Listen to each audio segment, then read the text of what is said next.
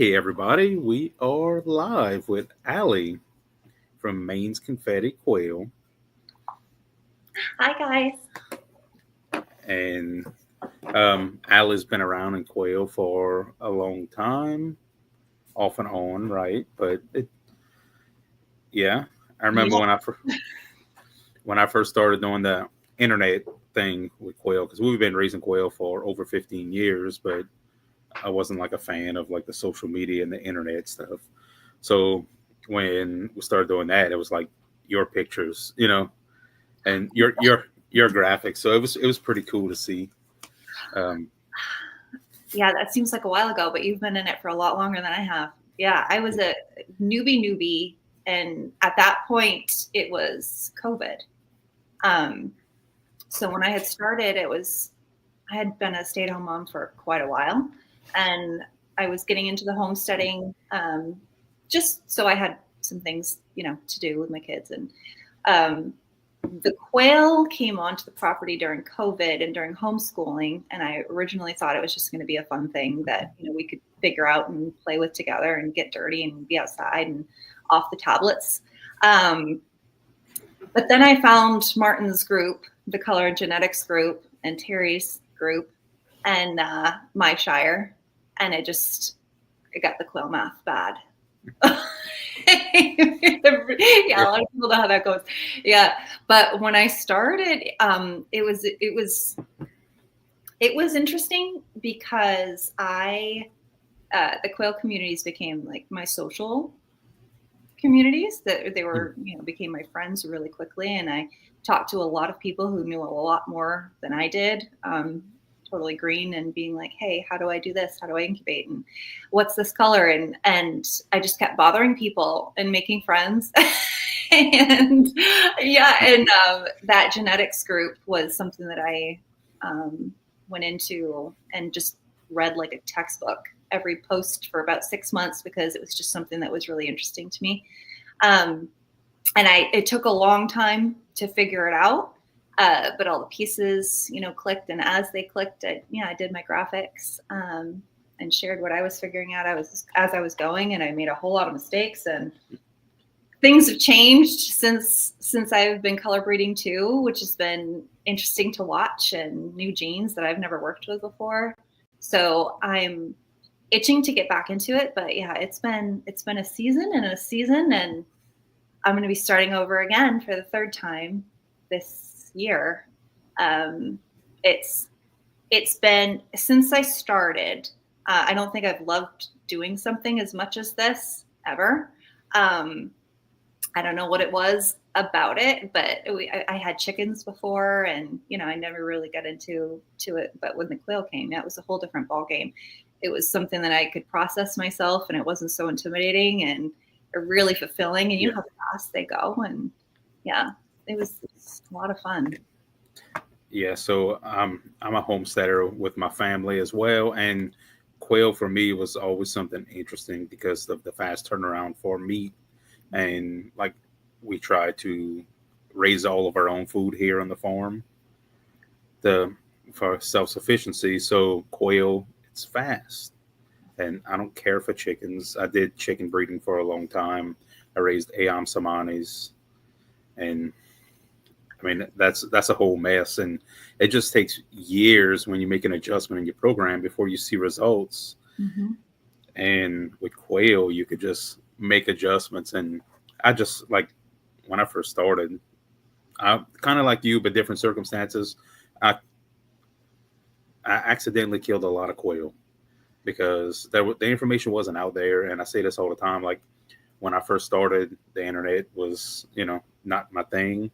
And you would Google or how to raise a quail, and it was bob whites, and I didn't want bob whites.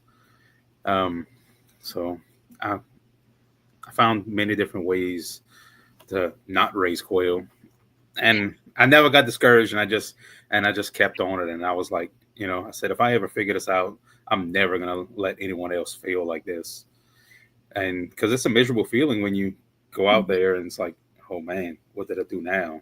You know, Mm-hmm. wrong cage heights, wrong food, wrong waters, just everything you could do wrong, I done it, and I always said I would never let anyone else, mess up like I did. So that's kind of my driving passion is helping people.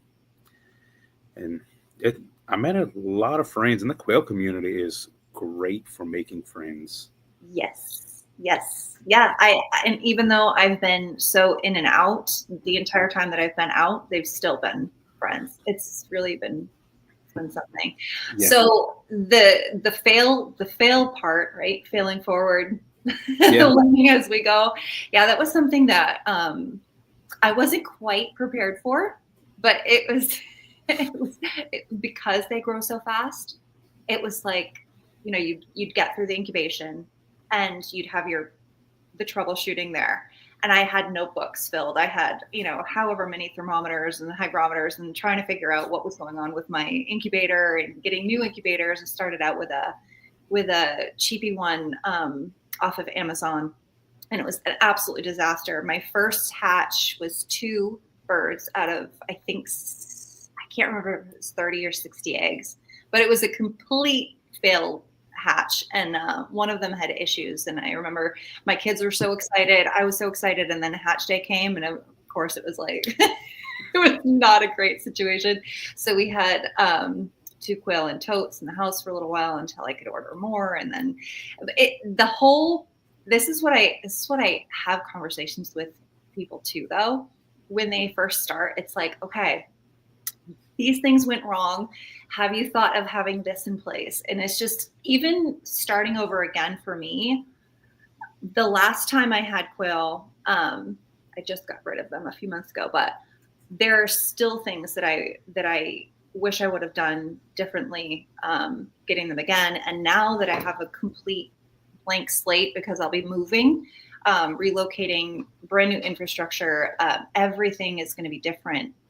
I'm hoping that I get it better this time around, but I have a feeling that, whatever I come up with, I'm going to have to tweak again and again and again. I don't know if it really ever ends. I don't think it does. And I started with just an outdoor hutch, Mm-hmm. and now if like I could go back to back then, I would have just built like a 100 by 400 metal building and just called it a day. Because it's like I'm always like expanding. Expanding's worse than building from the ground up. Mm-hmm. And like I just last night I took down. It's 6 feet by 15 feet breeder cage that holds over 1,000 birds. I took it down last night because I'm like, it doesn't fit my needs anymore. Now I spent weeks building this thing, and I Mm-hmm. took it down to put Mm-hmm. stacking cages. Yep. It just Well, it when I first started, the thing that I wasn't anticipating was the colors. I wasn't anticipating a lot of things, but the colors was the big thing. And having chickens prior to is just like, oh, I just need something, one thing, and it will be fine. I'll keep all the quail in there. Then the color stuff happened in my brain, and I was like, oh, I need 15 hutches. At that point, I had already started building them as hutches outside. And being in Maine, it was like I'd be out there for hours. I'd be freezing my hands. I had all of these, like, the water bottles that I was using. I didn't have like a heated water system. I couldn't, because it was all outdoors, and I didn't really know how to do that myself. So I was smashing ice out of the things a couple times a day and hauling water buckets. And it was just, the failure list is much longer than yeah. the success list. But yeah, we learned a whole lot. I'm sure you and I wouldn't take away those lessons, but yeah, they're hard ones. Yeah. So when I first started, I had like jumbo browns, I had a few Italians, and some whites, all in one cage. Like that was whatever hatched, and like I didn't sex anything. It was just they were in the cage, and I got some eggs. Mm-hmm. And like I'm never gonna worry about colors, or I just want some nice birds. I want to eat them. I want to hatch their eggs. I want to pickle the eggs, and because my first one, I'm like, man, I can make money with this. So I live in South Louisiana, and pickled eggs is like a big thing. So like all I'm gonna do is pickle the quail eggs. That's all I'm gonna do. I'm not doing anything else. And now I won't pickle an egg. I'm not peeling it. I'm not boiling it. Like no, no, no. Mhm. And then, but I still insisted on no colors. I'm not worried about the color. When you skin it, you don't know what color it was. Yep. Well, then I found pansies, and I'm like, wow, this is pretty. And and then American pansies, which is my absolute favorite. Um, yeah, It's a snowball effect. yeah, I, yeah. I think I have close to 100 different plumage variations right now. How many birds do you have? A lot. It's in the thousands. Oh my gosh, you're living my dream. Oh, okay. Yeah. Well, see, in the beginning, I was figuring out the colors because it was right when William had I had just met William, and it was right when he had brought in, or was sending out the boxes of the mixed, more fancy newer jeans. Mhm. I got one of these, and I was like, oh my gosh, I have to have a breeding group of all of them, because they haven't been established yet, really, and we were still learning so much about them.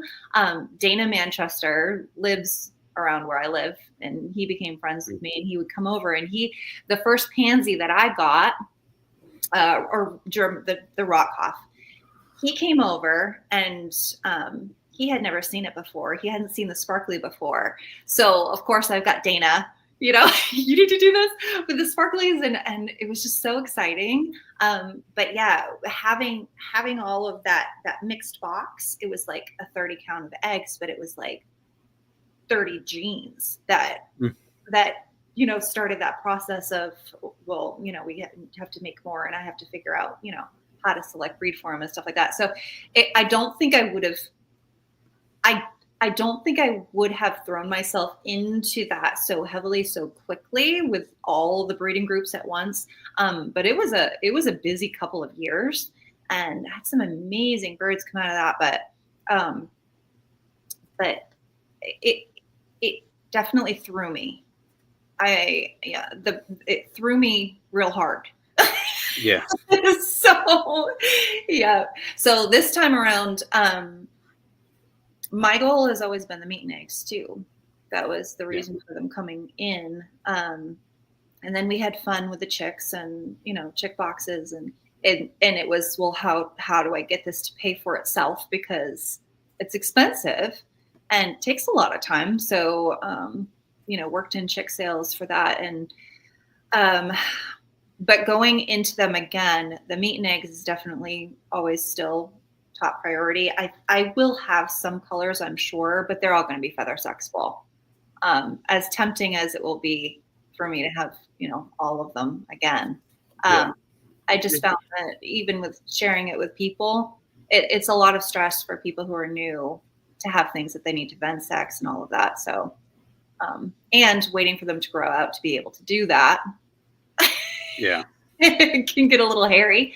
Yeah. So I will be simplifying things a lot more for myself, going into them next time around. Yeah, like I fought like color breeding and stuff for years, and because I was worried about just meat and eggs, and I'm like, well, I could do these colors and it still won't affect my meat and egg production.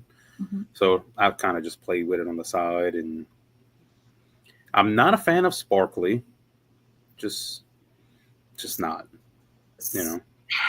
Sparkly I like it on certain base patterns.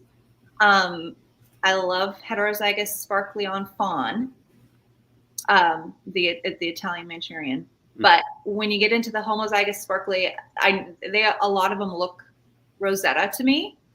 They look kind of like if they were going on the EB side of things. Mm-hmm. So I don't dislike them, but I prefer the easy, look at you in 4 weeks and know exactly what you are, and not have that guessing game. But sparkly right now. I feel like a lot of people have it,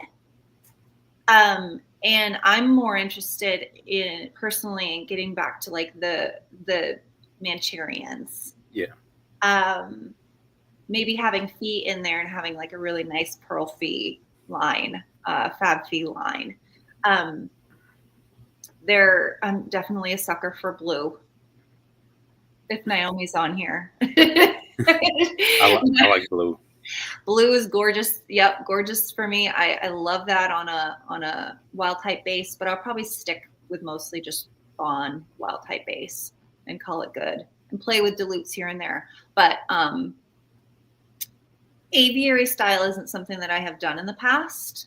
I think that I would, or at least have a larger colony, and have mutations that work well together versus needing to have 3 hutches of one particular thing and then 3 hutches of another particular thing.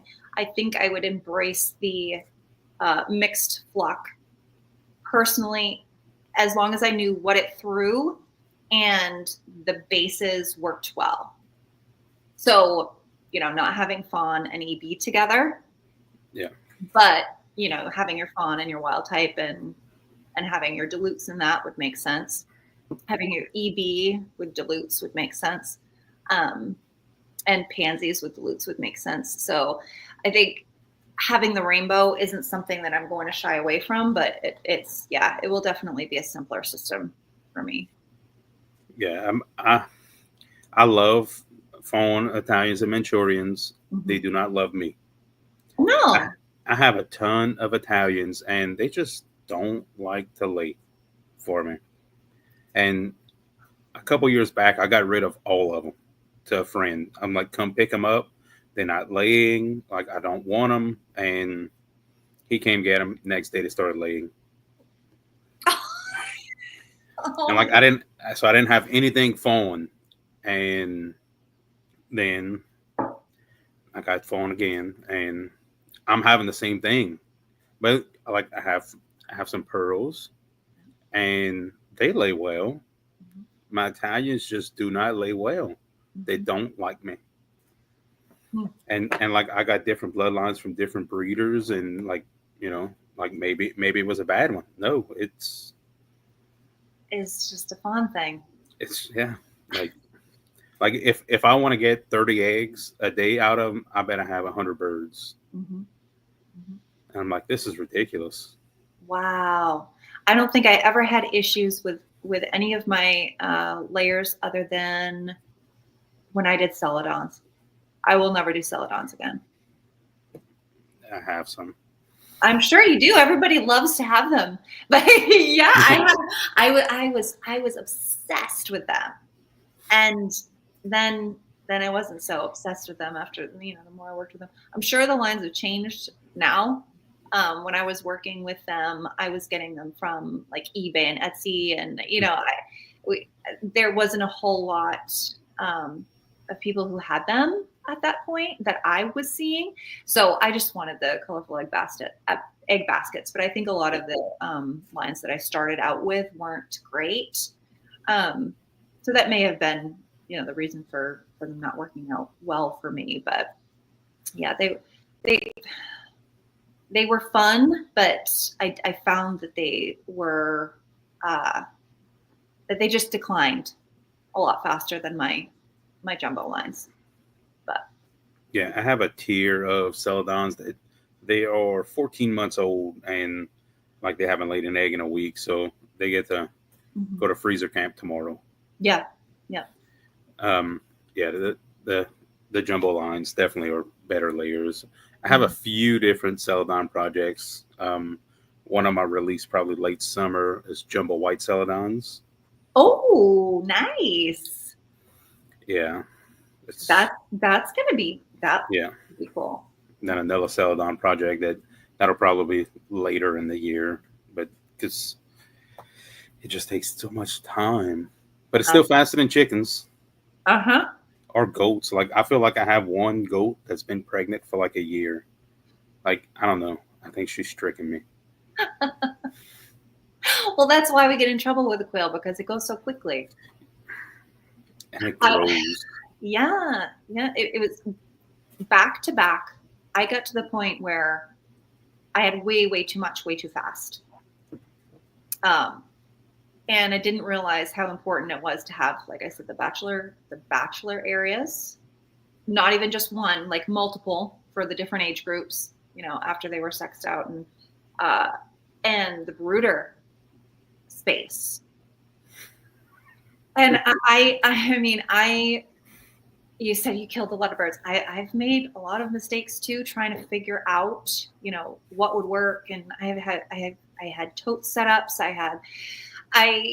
had a shed that I converted last year, and I wasn't new to it last year, right? But the shed temperature was different than what I had used in the past, and I had a couple of disasters that happened in the middle of the summer. So um, it I think I'm with you on the metal building. Yeah, It like just has to one be big building. temperature controlled. Yeah. Yeah, Yep. Yep. yeah, and like usually this time of the year, I'm not really hatching out. Hmm. Just it's so hot here, Hmm. like in the summertime, because I'll get to like July and August, and everything. Even how I use heat lamps and brooder plates. Okay.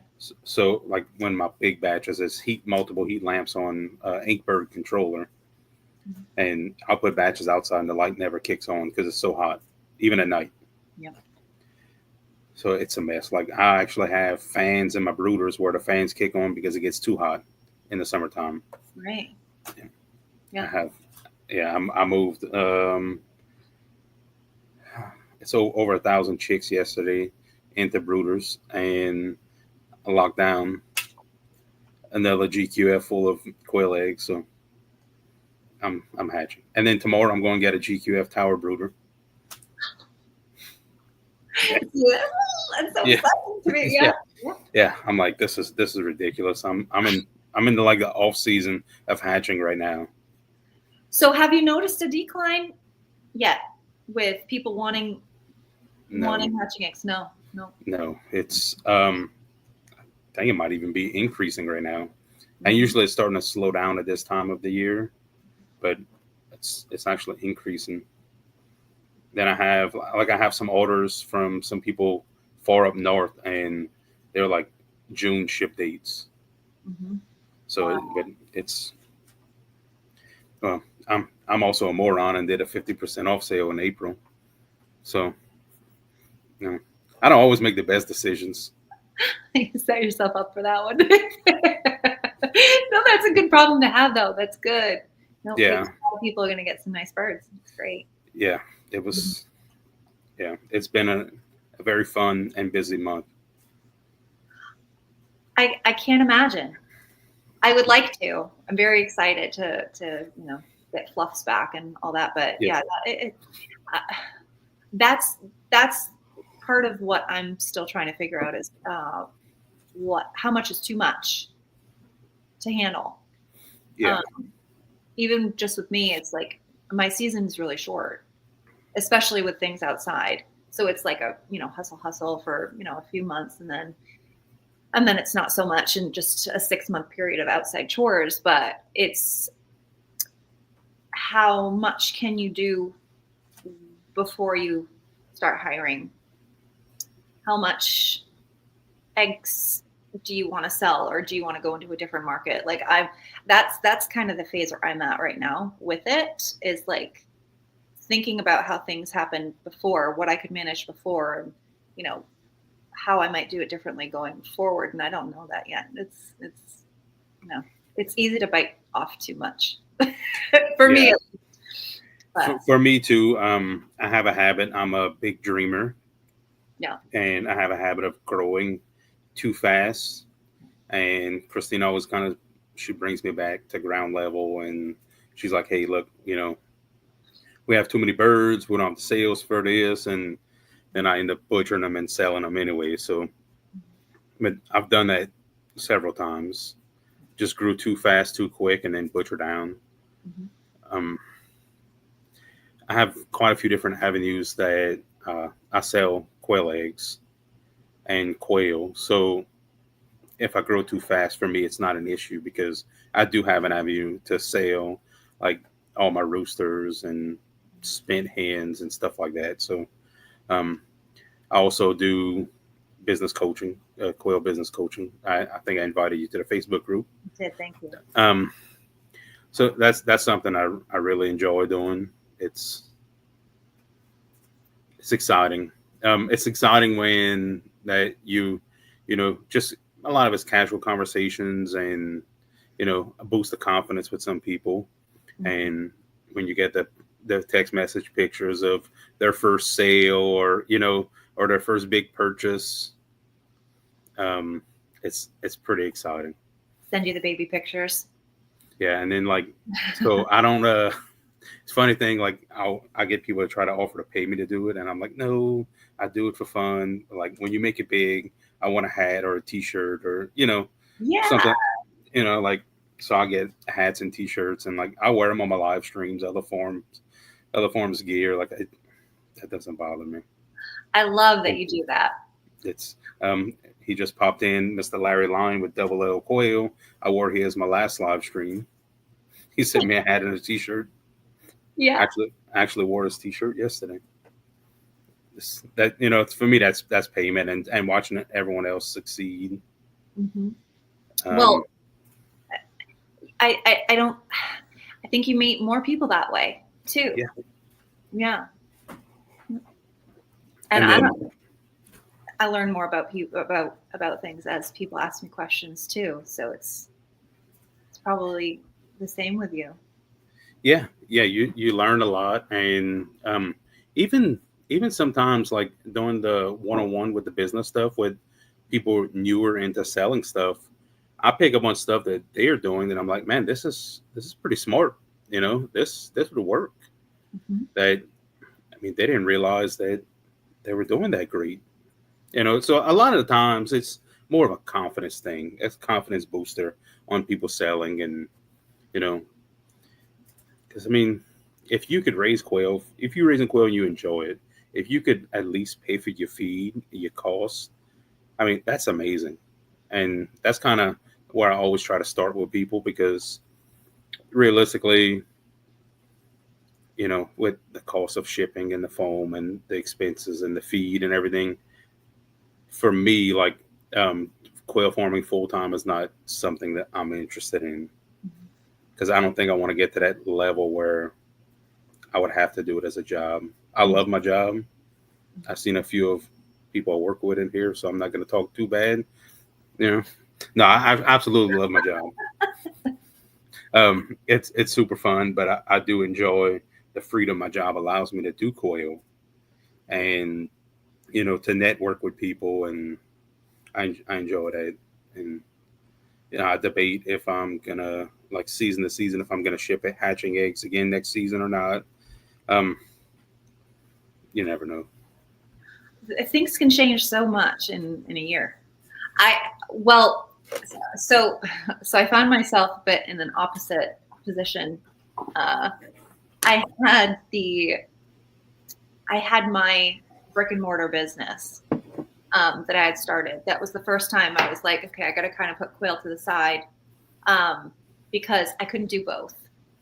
And Yeah, I was a very small scale, but it was a lot. It was a lot of daily chores. Just even getting the eggs and having it for just at home was a lot.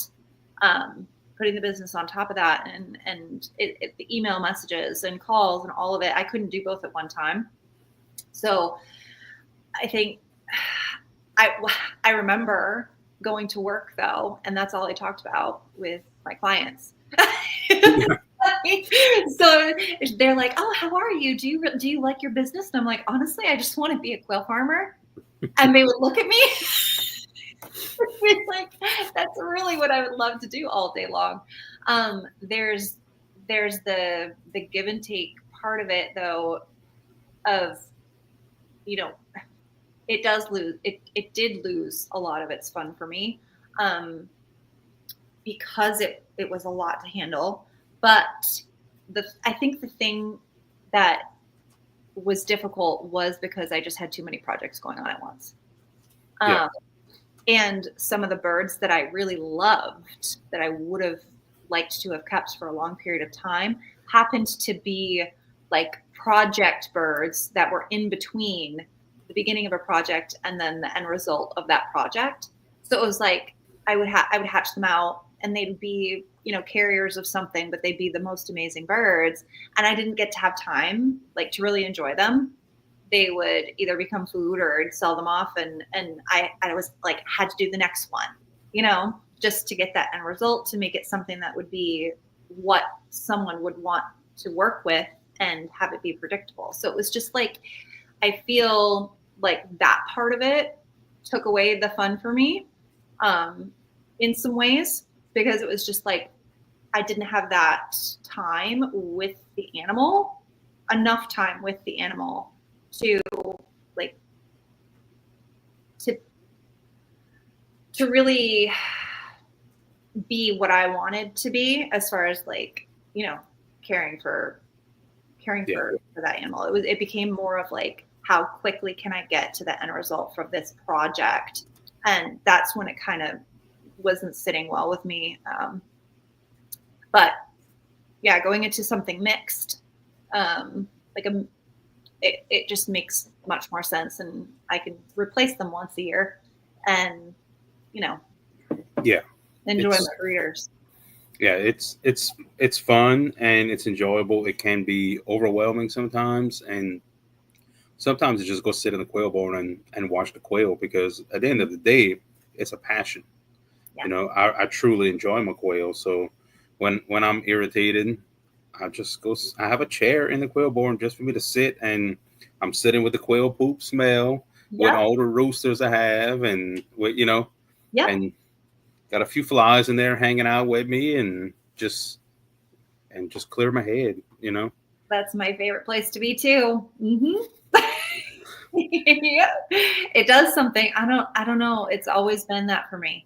Even in the morning when I couldn't stand outside because it was really cold, it was like my morning routine was get your coffee, get your, quail treats, go outside, say hi to all the girls, all the boys, and, just breathe and be quiet for a little while and listen to their sounds. And it's always been like a therapeutic, relaxing thing. And it never became not that. So yeah, the passion, I would never want to lose that part of it for the business aspect. Yeah. And so for me, my passion is the quail, and I like to educate people and help people with quail. So selling hatching eggs for me is kind of like, it's my bridge for the gap between me and the customer. So I actually have more interaction like that, and only one bad one, so not bad. Hey, that's great. Yeah, Great. I'm like, man, you know how many eggs I shipped out this year, and I got one person mad at me because I canceled her order. But I'm like, I'm doing pretty good. That is very good. Yep. I mean, we're gonna think everybody has at least one. Yeah. So there you go. You got it under your belt, and yep. Yeah. Yeah. Oh yeah. I was going to mention something. Oh. So the overwhelming part for me also, as great as the people were, I figured out real quick that I needed to have a website and put like information on the website, because I'd be out trying to do quail work and it would be like I'd have 200 messages in my inbox. And I love that part of it. But I would be on my phone all day long trying to answer messages and trying to answer, genetics questions, which I love. But yeah, it's like moving forward. I think I'm always going to talk about colors because it's something that I am excited about and I can be helpful with. But I actually love the idea of going into something completely different and focusing on like I did a lot of deliveries to raptor rehabilitation centers. for like my extra males. I would bring there, and I really like that part of it, just the donation part of it. So even if it's small scale for me, and I do donations, that would be enough. That would light me up. Yeah. So yeah, I love that part. There's so many things I think that people haven't tapped into really, like when it comes to the quail, because it's so diverse. Yeah. It's you can do so much with quail, and like we have Great Danes, and we raw feed all of our dogs. We have Great Danes and a probably a 300-pound Chihuahua, because she eats all the brooder chicks. Yeah. That anything happens in the brooder, she gets all the brooder chicks. So she looks like a sausage running around. She lives out back. But we raw feed our dogs. So That was me too. That was the reason why I got them again, was because of whole prey. So I love that. I think the pet industry is amazing too. Pet industry people are great. Um, do you sell? Do you do like frozen mm, for dog feed? yeah, Yes. Yep. yeah. Like so, when I process a quail, there is absolutely zero waste. Yes. Everything gets used. Mm-hmm. Um, the wings, the skulls, the feet. I mean, everything. We use the feathers, and Christina makes feather quail feather earrings that we send out with every hatching egg order. Too. Yeah, Oh so we don't waste anything. my. The guts and everything. The pig eats the guts, and then in turn we get pork. So it's an exchange. Mm-hmm. Because I don't use the guts on like my pet treats. I'm weird like that. I don't you know. Yeah. So do you sell feeders too? Yeah. Like for reptiles? Oh, see that is Yeah. exciting. Yeah, Yeah. I like that. everything. Like I sit down at night thinking of different ways I could make money with quail, Mm-hmm. and like with all the different avenues they have to make money with quail, I actually make more money selling it like that than selling a live bird. Mm-hmm. Yeah. Yeah. I the the treat market is, I think, complicated. I have to look into laws and everything in New Hampshire as far as like processing, but yeah, the whole fray I think is fantastic. I don't know how um, I would do with chicks, selling feeder chicks. I do see that they're sold like after they're dispatched, freeze dried. Hmm. Um, Yeah, I've never I've never dispatched chicks that way, so that would be a learning curve for me, or I'd have to find another way. But yeah, that's been something I've been thinking about too.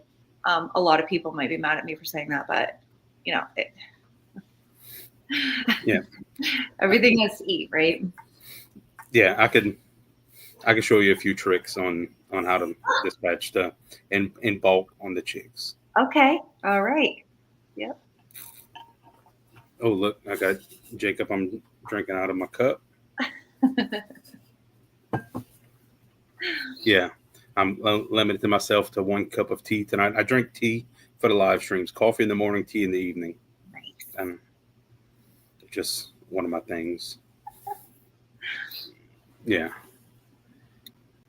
We, so like we have been on this for almost 40 minutes, and I haven't did a single comment. Really? Yeah, I it's can't kind of. see the chat, so I'm sorry if anybody said hi. Hi, I can't see the. You should be able to see the chat. Can I? Oh, You should be able to oh, no, I see a private chat. Comments. comments. Yes, I see. Okay. Oh, I've been missing that the entire time. I'm so sorry, guys. Yeah. On here, yeah. Yeah, let's see. Everybody's talking to themselves. See it. There's always a competition. Who's going to get the first like and comment? Uh, um, so we got Verna. Saw Verna left. Verna was here. She's the moderator. S.O. Swanson, he was number 2, but somebody beat him. I don't. When I went to share it out after Christina created the live stream, I saw there was a like on the video. So I don't know. I didn't get my like on my YouTube channel. uh, let's see. So Verna says, "Hey, Allie." Homestead Matter says, "Howdy, folks from Eugene, Oregon. Hope everyone is loving their Saturday. So pumped for this chat. Me too. I was like, man, let me see if Allie wants to get on the live stream with me. I'm like, the worst is gonna happen. She's like, no, I'm not available. So I was like, here we are. Yeah, well, we had never spoken before, Yeah. and I was like, yeah, and I like I said, I've been out of it for a little bit, trying to find my footing and plant some things. So yeah, I was very happy to hear from you. Yeah, that was exciting, and like I enjoy networking with other quail people, or I still consider you a quail person, even though you don't currently have quail. Yep, and it's really bugging me. Yeah, you need quail. I do. I had a life events. I moved very quickly to an apartment, and the apartment that I moved to didn't allow me to have homestead animals with me. I do have my parrot still, so I am getting a little bit of a bird fix still. But yeah, it was a matter of like a week. It was less than a week that I was like, I have to get rid of all of my animals. And I put them for free on Craigslist. And Yeah. tough. That was tough because I had so many great people who helped me get started with things that I really, really wanted to get started with again. And one of those people was Naomi from Kansas City Quail. Mm-hmm. And I had her German pastels, and I was overwintering them, was so excited to work on them this spring. And I just couldn't work. Life did not happen that way. But I've already have, she's messaged me again. Leah's messaged me too. They're like, oh, when you're ready to get back into it, let us know. And Michael's great. I'll get back into it, but yeah, it's going to be probably a year of building infrastructure and doing it right. Yeah. Yeah. You could take all your past experiences and make all your corrections, and your adjustments. Because I mean, look, like my first quail cage was absolutely terrible, and my second one was a little bit better, still terrible. And now I'm like, oh, I think I might have figured it out. But I'm like, but if I change this, it might be better. So I mean, it's all about improving. And for me, what's important is efficiency. Because time is something I lack. Because like on shipping days, we're awake packing eggs till after midnight, and then I work the next day. So wow, yeah, that's a lot. So it's everything's about efficiency, because the birds still need to get fed, the birds still need to get watered, poop trays still need to get emptied, and I don't have any farmers that work for me. It is a family farm because it is my family. Yeah. So it's everyone works here, and sometimes it's rough. Christina does most of the workload on her own, and I'm the one with the phone in my hand responding back to emails and messages. And y'all don't want Christina's customer service emails. Oh no. I'd rather be out in the quail yard being dirty and doing that too. Yeah. As much as I love the quail people, yeah. If I had to choose, I'd be outside doing. Yeah. And this year we did something a little different. We moved the garden into the animal yard. So, because that's where we spend our time, is the quail and the garden. So now she's doing her garden stuff and playing around with all her chickens, and I'm doing quail stuff. Well, I got to get the rabbits too.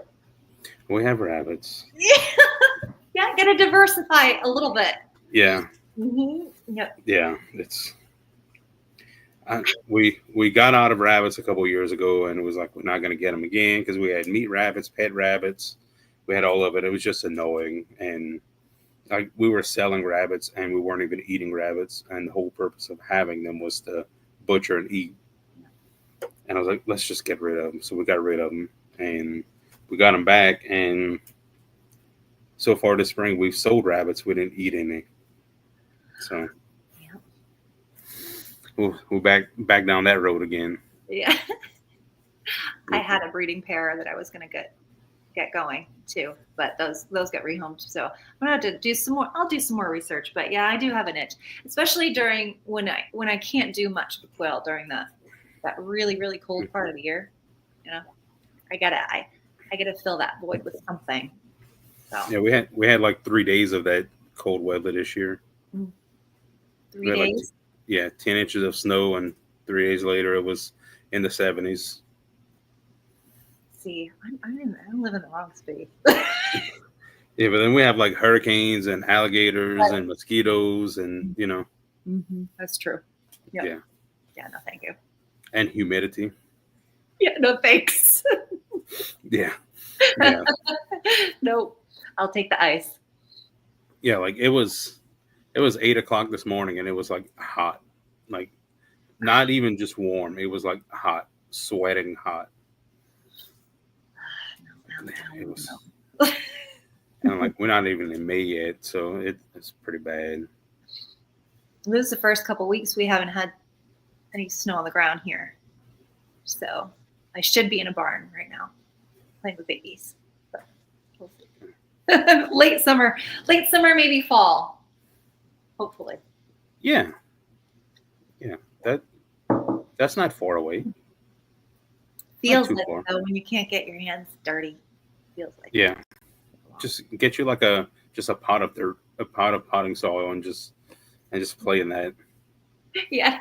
And I could mail you some quail poop where you could. I can start my compost again. Yeah. Mm-hmm. Yep. I don't know if my landlord would appreciate that, but probably not. So you know what I have been doing? I've been going to other people's farms. I just went to an alpaca farm. Oh, that must have been fun. And I can't wait for the farmer's market so I can go and be like, hey, tell me about what you're doing. What are your, let me live vicariously through you for a little while, because it's just great. It's a good time of year. And everybody's so nice and helpful too. And they're excited and they like to talk about the things they're doing. So yeah. Farmers markets are great. I enjoy like farmers markets and seeing stuff, and like with biosecurity, I can't go I don't go to like animal stuff, but it's just super nice to see like everyone's, even like the canned stuff, the jellies, the jams, and like we can our own stuff. So I know the time and effort and love that was put into all of those cans on the table. Mm-hmm. You know, the sourdough bread, how many hours, and the feeding of the starter, and you know, it just is so much. It's so much more than just a product on the table. It's a piece of someone's life. Mm-hmm. You know, I enjoy that. You know, everything tells a story. Now I like to eat sourdough bread, but you know, have the appreciation for the process. Yeah, it's amazing, and you know, I just enjoy that, and the conversations you have, and it's kind of like our homestead and convention we're having. Like, we're just super excited about doing it, and like no one has asked, well, how much money you think is gonna be made. We're not even worried about it. We're just like, we're ready to have this. Like, where is it going to be? Right down where you are? Where are you going? Yeah, to? yeah, South Louisiana. It'll be in Mount Herman. All right. Yeah, it'll be in at the end of August, which is probably like coming out of our hottest time of the year. Uh-huh. So they have a few. Did you say? What's that? So you had tickets for sale right now? May 1st. Yeah, they go on sale May 1st. So like I had people reach out and like, can I pre-order tickets? I'm like, they go on sale May 1st. Like, we have like 5 months. Yeah. You'll get your ticket. Yeah. But we're limiting the ticket sales so people don't be left out, and And I'm not saying how many tickets we're going to allow. We're just going to limit the ticket sales. Mm-hmm.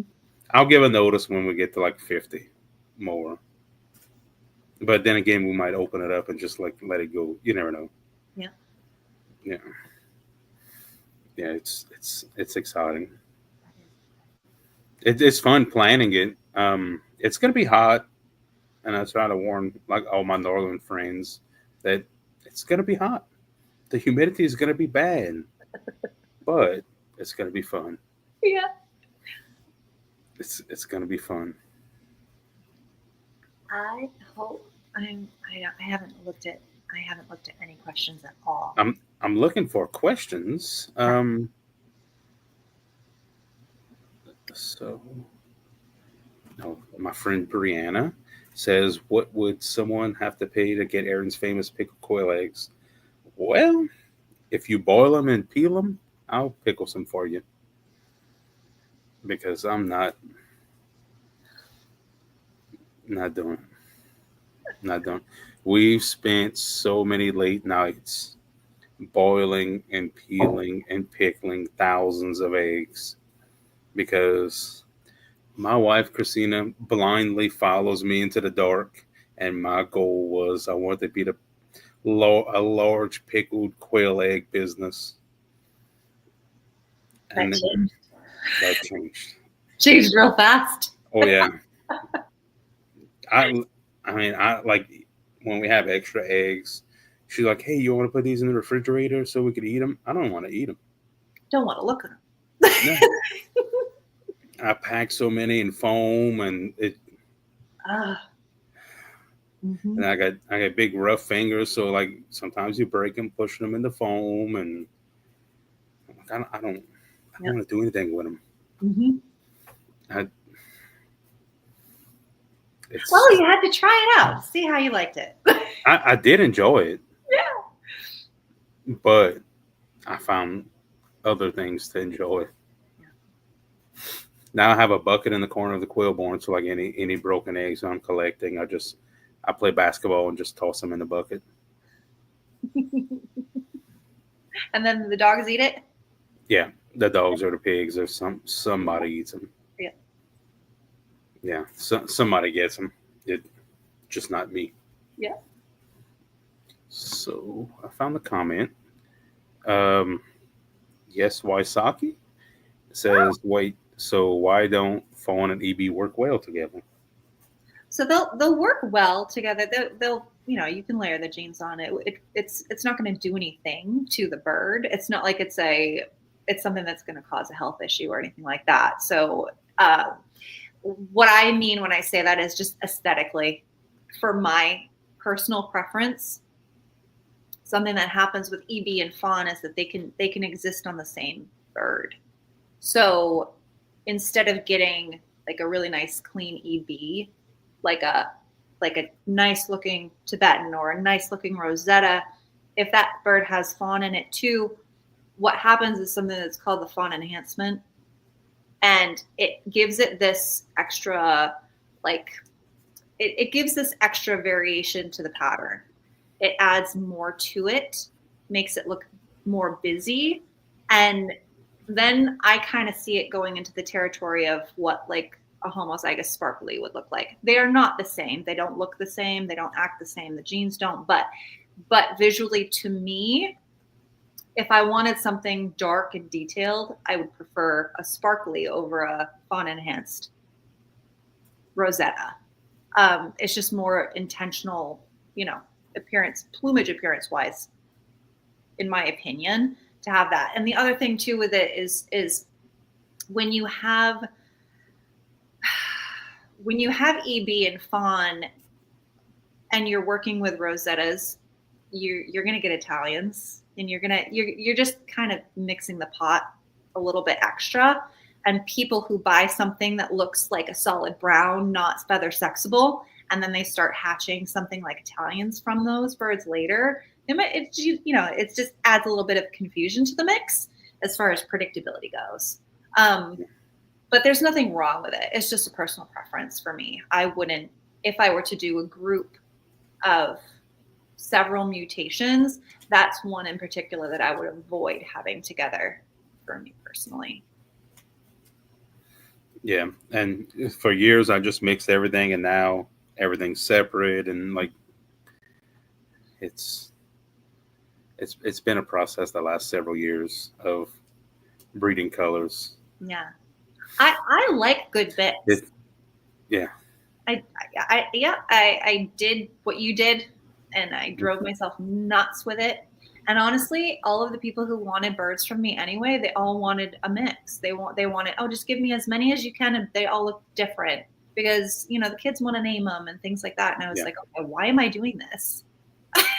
Yeah. Everybody wants mixed stuff. So I think as long as it makes sense what you're mixing, and you know what you're putting together, there's nothing wrong with having a few different. Yeah. So like my highest selling product on my website is a fun mix. Yeah.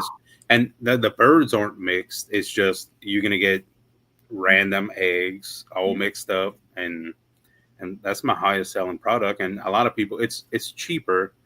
So a lot of people order that, and then they find the colors they like, and then they come back and they order the colors that they like. And every now and then I throw in some crazy stuff that I haven't released yet, and they send a picture. What is this? Can I order more eggs? I'm like, well, I don't sell those yet. No. Well, the other thing too is that I personally, my market didn't require me to do what I was doing.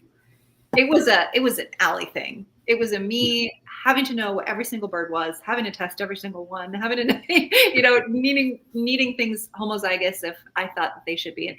And I just went way deep into it. And then all of my customers, they would oh, it's so pretty. And then, they just put them together and they'd have their mixed blocks. And I'm like, oh my gosh, I just spent 3 years on that. There's nothing wrong with it. But it's like, that's what people want.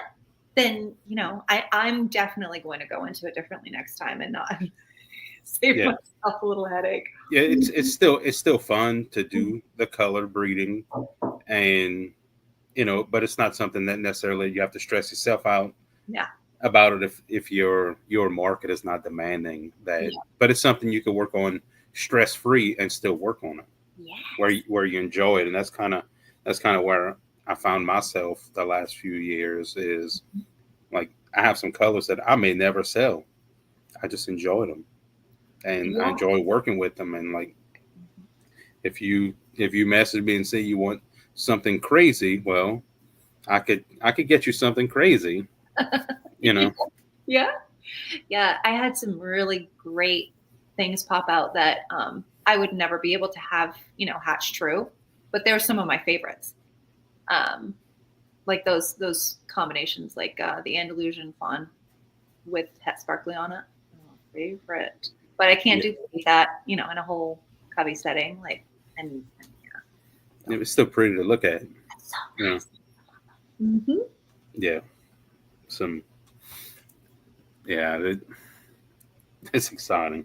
It is. You should. Hey, Terry says, Allie, I've heard that before. What about blue, roux, etc.? Oh, mixing together? No, I think that was when we was talking about colors. This was like early on. Where like this was like Perry may not even be here anymore. I scrolling through. I've seen Terry and HP were here. Oh, they were. Yeah, they're both. HP's been a friend for a long time. Mm-hmm. He's fantastic.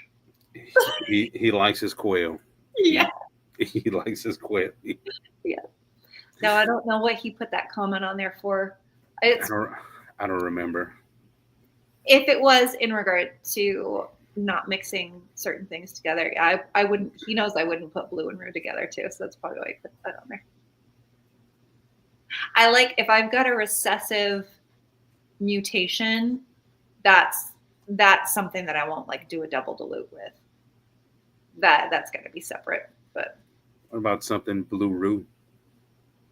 I like the look of them, but I don't. but I would have to be really, really intentional with when I do that mix. So I know Yeah. exactly which ones are carriers and things like that. Cause then I would never want to introduce those birds to something else and not know what to expect. I've got this thing with having to, it's got to be, I don't want surprises popping up on me. So if I were to do that, yeah, I would be a little bit Yeah. strict with it. Yeah. I don't have blue room, but Yeah. I mean, I like when people post pictures of it, Yeah. but I don't like it in person. Well, the thing, it's it's a little tricky if you're trying to avoid the homozygous blue, which is people who haven't worked with blue. It's a white bird. Yeah. So if you're trying to avoid that, sometimes it's hard if you've got like blue roux on EV to kind of tell. Well, does it have blue? Does it not? If you have worked them for a while, you'll be able to see that. But if you're trying to intentionally avoid like a homozygous blue white bird, yeah, that might make things a little bit. Yeah. I'm a moderator in the Caternix colors group, Yeah. and like I see some of the pictures, and like I like to look at some of those colors, but I don't want to have Mm-hmm. like it's Yeah. yeah, it's very beautiful. I don't want it. Yeah.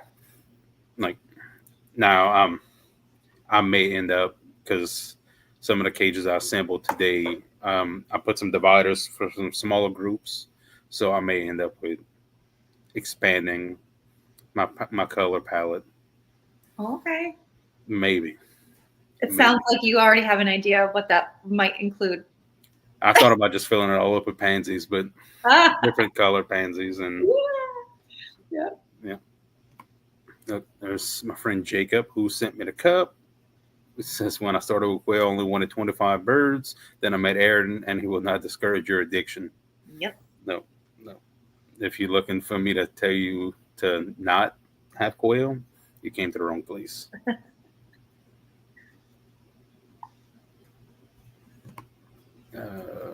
Yes, Waisaki says someone locally here in Perrysburg just received eggs from you. She's excited. Said packaging was excellent. Yeah, I would like to think my egg packages are the best, and I don't package them. I put eggs in foam and foam in boxes. That is my rule. I don't do none of the other stuff. And I print labels, and I say yes, ma'am. Every, everything else is. See, see if we have more comments. I am so far behind, but that's not. This is nothing new. This is not your fault because I'm always behind on comments because I do so many side quests.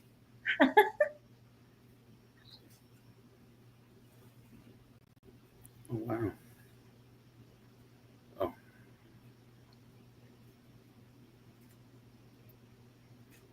I guess this one's a question for me.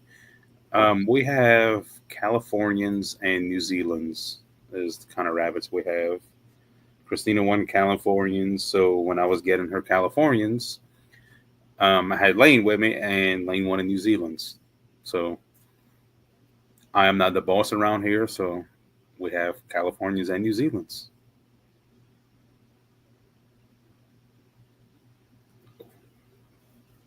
I spoke to Leah before I got my hands on any, and she tucked me into the Rex. That's Yeah, awesome. Yeah, I had some Rex. They were beautiful, but I don't know. I don't know what'll be next. I saw the cream color. Oh gosh, I can't remember the name of it. You know. You probably yeah, know. Yes. yeah. Oh, those are pretty. Mm-hmm. Oh yeah. I enjoy the rabbits sometimes, but like from now I'll sell quail eggs, quail parts all day long. Doesn't bother me that it's commercialized. The rabbits, I'm like, I just want to eat the rabbits. I Yeah. don't want to sell rabbits. I just want to eat them, Mm-hmm. and I'm selling rabbits. So I'm gonna retract. I do not have any rabbits. None. None in the farm. Okay. None.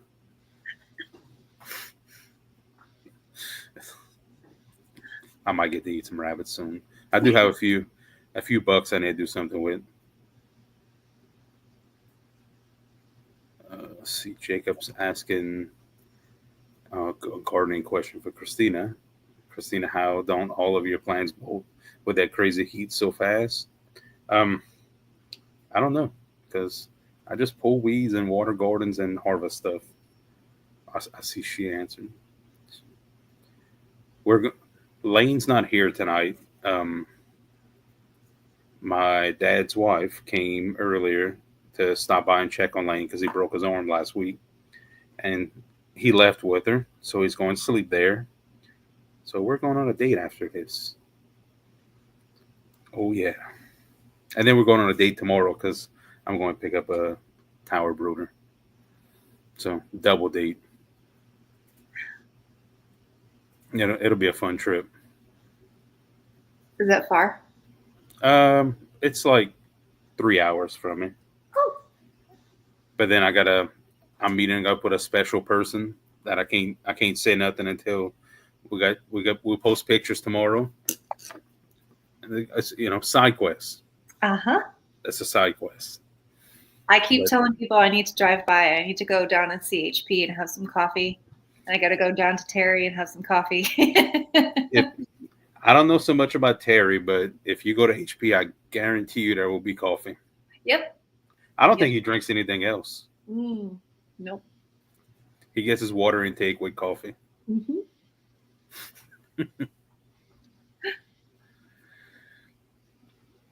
Here's a funny one. My friend Tim from Florida, 340 Quail Farm, says, "So I'm not alone in wanting more and more project cages." Cool. You are not alone. It's an addiction. Yeah. So this is Heather says she wants a pair of Rex as well, but where are you? It's hard to find a breeder that won't price gouge with those. Heather is from New Hampshire. Allie. So no, so Heather's in New Heather. Hampshire, Oh, but Heather's. yeah, Oh, yeah, I she has quail I as got well and mine. doves. Plymouth, Maine is where I got my Rex, and they came pedigreed. So I'm going to be house Heather. Okay, I'm house hunting in New Hampshire, and I have family in New Hampshire. So if you see Rex that are on sale in Maine, I can send you pictures and pick them up and get them to you. Yeah. Mm-hmm. Oh yeah. You see, making connections here. You know. Yeah. Yeah. When I seen her name looking for Rex, I'm like, oh well, Yeah. y'all Yeah. I might got end. Yeah, 15 minutes from here, and there are a lot of people around this area that have Rex. Mine were beautiful. I love them. y'all might end up neighbors. Could be. Mm-hmm. Yeah. Yep. Anybody has a farm? Anybody has a farm or a homestead or some type of property or land for sale in New Hampshire? Please tell me. Well, Allie's in the market. South Louisiana. It's great except for the rain, the hurricanes, the humidity, the mosquitoes, the alligators, a few tornadoes mixed in. Now I got to add snow into the mix after this winter. Um, After you get past all of that and the heat, after you get past all of that, it's not too bad, you know. I don't know. You're not Yeah. selling me. So we had this crazy freak snowstorm in January, and our attics are made for ventilation because of, the heat. Well, the snow came in there. I was in my attic sweating, shoveling snow out, like shoveling snow, sweating. And I told Christina, I said, if we get a hurricane this year, I am done. I'm going somewhere else. Like, I am not doing a hurricane and a snowstorm. It snowed 10 inches. Mm. Like, up until that point, it has not snowed 10 inches combined in 40 years. I don't. How, So I was like, yeah. How it, that was that managed all right? Or it probably was gone real fast though. yeah, it like 2 days. 2 days of snow stayed, and basically everything was shut down. Grocery stores were shut down, school was shut down, the roads were closed. Like it was pretty much a shelter in place kind of event Mm-hmm. because no one has any kind of snow driving experience.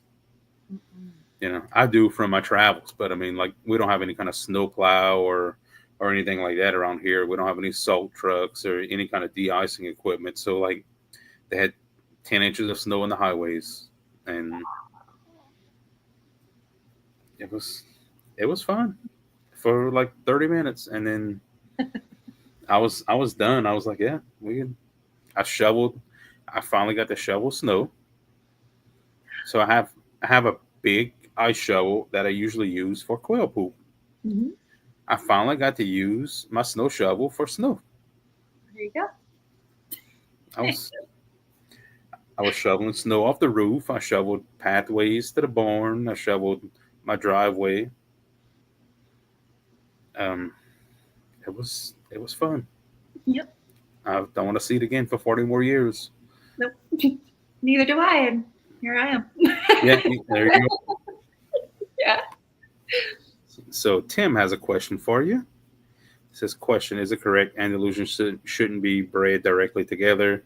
If so, is it better to use an Andalusian roux with Pharaoh hens or Pharaoh roux with Andalusian hens?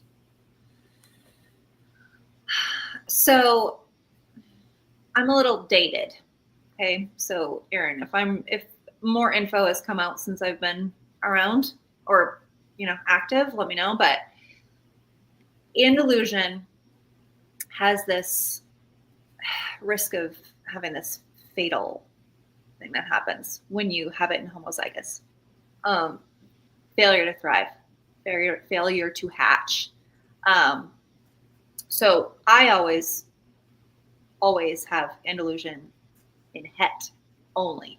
So one copy of Andalusian. So if I have a bird, it's going to be heterozygous for Andalusian. It's never going to be homozygous.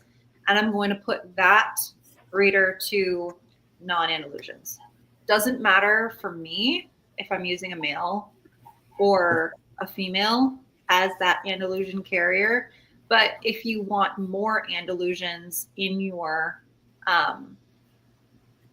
chick results, then the having the male be the one that has that gene, he's gonna put that over all the hens. So you're gonna end up with more Andalusian chicks doing it that way, but it doesn't matter. Tim You always agree? has the good questions. Yeah, I agree. And I'm not a fan of Andalusians. Just, I like um, the look of them on certain bases. He said Pharaoh hens. Pharaoh, if you see, because they look so different depending on what you put it on. So if you see something that you really, really like the look of, I would stick with that base. If it's on a Pharaoh base, that's neat. I don't care for it personally unless it's like I said, the fawn sparkly. That was the combo that was good for me. But yeah. yeah, I don't. I always had not the greatest attitudes with my Andalusians. They were tricky. Yeah, I don't know. I'm not a fan of looking at them in person. Yeah, I mean, I think they're beautiful birds. Just you yeah. know, on the EB base, probably more Mm-hmm. Mm-hmm. than anything else for me. It would be more interesting to see, but um, I think the variety they throw is fun. So if someone were to want a mix of things that look a lot different from each other, everyone's going to look different. So it's a trickier gene to work with because you have to, be a little bit more intentional with like he said, roos or hens. Uh, but if you throw some Italian and if you throw, some EB and sparkly in there, and you could have a whole lot of Andalusian that are intentional Andalusians on different bases. That's pretty cool. But that would be for a very specific person with a specific interest. yeah, it they are nice to look at though. Mm.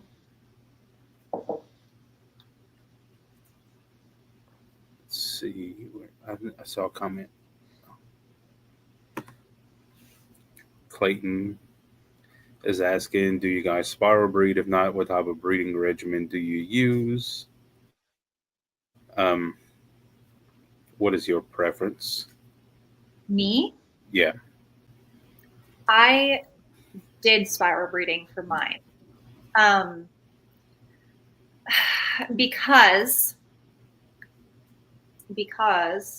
and it took a whole year to kind of get those in place,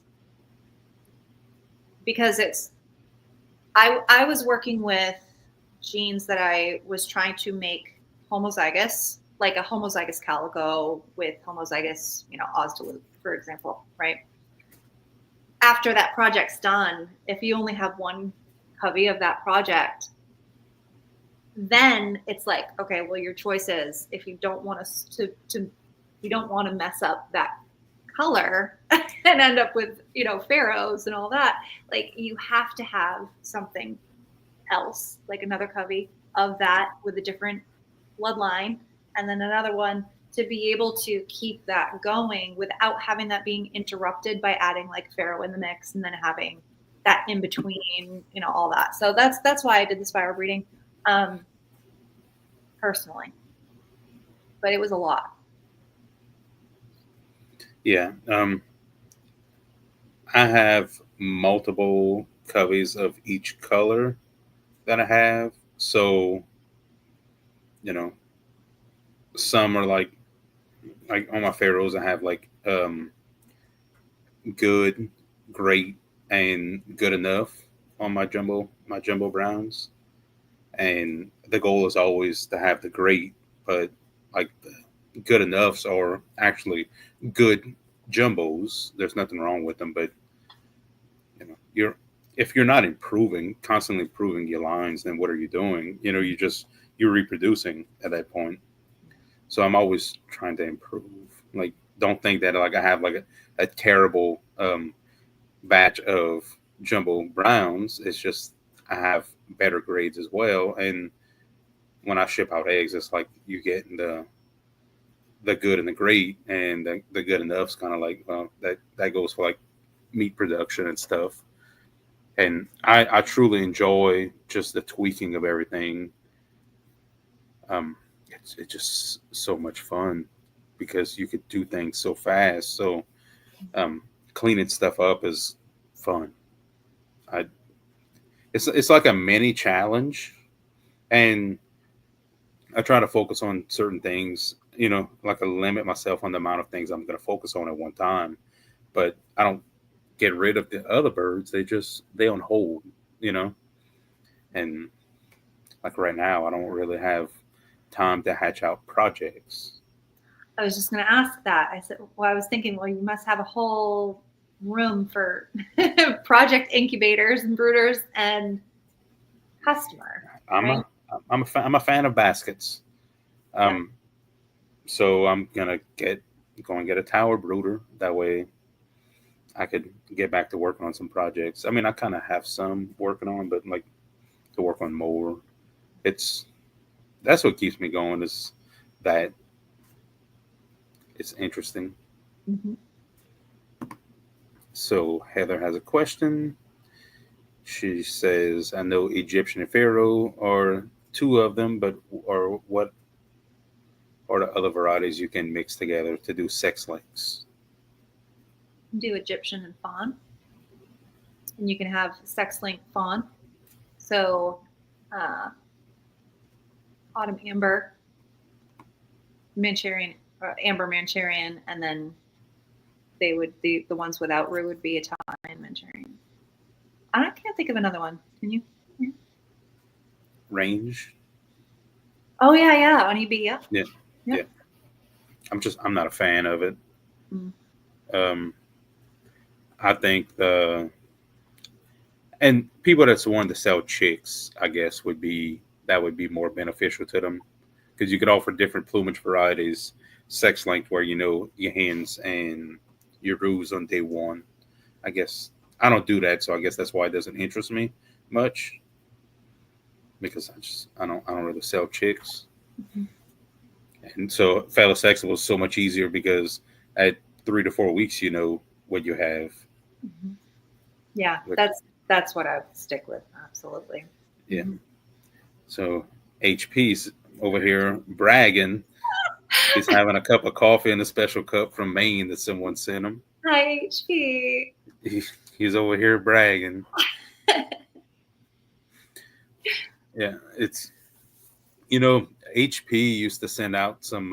It was like a small flashlight with his egg orders, and years ago, like I would use that to candle because it was just small. It was bright enough that you could candle quail eggs with it. So one time I made an order. I was like, "Hey, can you send another one of those lights? Because mine had broke." And like he would send it out with every order, so it was funny that like I actually used it. Yeah, yeah. Well, Like, that's helpful. yeah, I mean, look, it was like a little tiny thing, like it was a flashlight, and I used the crap out of it. That's neat. Oh, Mason said, question for both of us: if you were to 100% start over with quick, what would you be the first thing you did? Oh, Mason, yeah. Aside from the obvious hatch eggs and such. Well, Allie is restarting soon, Mhm. so she has to answer that question to herself very soon. If I would restart, I would probably I wouldn't have went through so many different types of feeders and waters, and that was like a huge struggle for me is my feeder and water situation. I wouldn't change anything else on the the colors, adding the colors in because I did everything like I added colors slowly. Like I would add one color and I would, you know, study it and see what it did and see what I actually hatched out of it and kind of master that, then add something else. So I wouldn't change any of that. I would change my feeders and my waterers because that was my biggest struggle. As funny as that sounds, but like since I switched feeders, I mean I'm saving over $100 a week in feed wastage. So it that was super helpful. Water. I use the yellow pigeon water cups on everything, and I don't have trouble. Like, I don't think I would start again unless I had a water system that was needed. That was set up the way it needed to be. Yeah, just because of the nightmare scenario that I had to yeah, work with before. I wouldn't have quail without it. Nope, wouldn't do that yeah. again. I flooded so many things. I mean, I quail waste feed, and it's it's discouraging when you're paying for a good quality feed, and you go out there and you're looking at basically dollars sitting on the ground because the quail decided to waste a lot of feed, and it's very discouraging. Then the feed, if you have feed and water issue at the same time, if you wet some feed, get ready because the flies will come. Yeah. I don't know what it is. If you keep everything nice and dry, you'll still have some flies, but I definitely, if you keep everything dry, feed and water, and poop trays, you definitely cut down your flies. And we have some serious flies around here. I was talking to Michael the other night. We had like a 4 or 5 hour long phone call, and he was talking about the Arizona flies were like they were tough there, and now he's in Texas. The flies aren't as bad. We Um, don't have that much up here. That's a good thing. yeah, we we have them here. I I I don't know Mason. I don't know if I've spoken to Mason before. Mason is from Kentucky. He is not too far from Paducah, Kentucky. A little bit north of Nashville on the like Tennessee, Kentucky border. He is a 17-year-old quail breeder. Um, Nice. Okay. but he also has the mentality of a 70-year-old man. Because so I call him Old Man Mason. Okay. Okay. I love that. I love it. Yeah, Oh, yeah, he's super cool. He's a good experienced breeder, and he's uh he's one of my friends. nice. I to an- answer that question. Yeah, his question is a question I'm asking myself every day right now. I've started over twice. This is going to be third, and I I think it would depend on someone's goals. So is it meat and eggs, or is it color breeding, or is it hatching eggs? Like, because every one of those, or is it completely different, like a dog food type of thing, or every scenario goal would require a different startup, I think. And the simpler you can have that, the better. All of them are going to require you to raise birds, though. So for me, quick would be go with browns or go with something on a wild type base like Fab Feeds, or, and stick with it and have a community cage so you don't have to deal with, a whole lot of separate cages at once to begin with. At least a couple brooders, heat plates, and I would have a hatcher. I'd have a hatcher and an incubator instead of just an incubator. So that way you can have that on rotation. And then the water system, and yeah, those feeders. I love the rent-a-coop feeders. I had those before, the big ones, Hmm.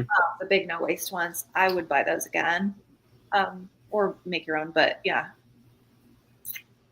that's probably what I would do if I had to do something, you know, quick for food. Yeah, Meat. yeah, And have it as a shed, you know, yeah, predator proofed already. yeah. I had mine open air and like raccoons and possums and snakes and all the other critters. Um, so I had predator issues and really can't take it out on the predator because I mean that's their natural habitat. Mhm. So you just kind of gotta predator proof your stuff because not a fan of killing off any of those because they serve a purpose in nature. Just I just don't want them eating my quail. I never had any predator issues with my outdoor hutches or my sheds. The issue was the chores. And I had substrate for all of my containment, which I loved. Um, but it really was difficult. Like when it rained, you're out there in the rain, and when it's snowing, yeah, you're out there, freezing fingers off. But Yeah, yeah, never when had you're farming, it seems like the weather is always against you. it. You Yeah. know, it's you're gonna have those rainy days. Every time you try to go do a big project, it's gonna rain or, in your case, snow or it's never gonna be nice. Those beautiful days don't happen when you farming. It's just like right now we're supposed to be in like our beautiful weather, April, and like first thing this morning, just sweating. I'm like this is ridiculous. But I could bet you if I was like, oh well, let's just have a lazy day today, it would have been the most beautiful day outside.